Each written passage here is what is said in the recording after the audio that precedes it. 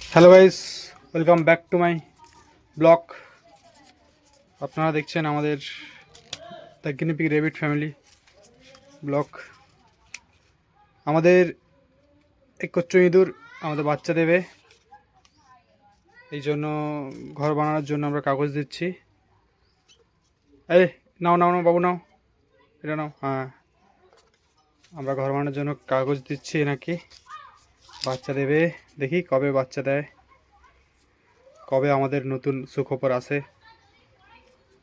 দেখা যাক। এখানে বাচ্চা দেবে আমাদের এইখানে যে আছে ইঁদুর এবং ইঁদুরের ছানা, ভিতরে আছে ইঁদুরের ছানা, ওই ছোট ছোট ইঁদুরের ছানা ওইখানে আছে আমাদের ইঁদুর মা এবং ইঁদুরের ছানা। এইখানে আছে ইঁদুরের ছানাগুলো, খুলিয়ে দেখাচ্ছি তোমাদের, দাঁড়াও একটু ধৈর্য রাখো। এই দেখো, এই দেখো ছোট্ট ছোট্ট বাচ্চাগুলো, ছোট্ট ছোট্ট। এদেরকে কাগজ দিয়ে, এরা কী করে কাগজ নিয়ে দেখি।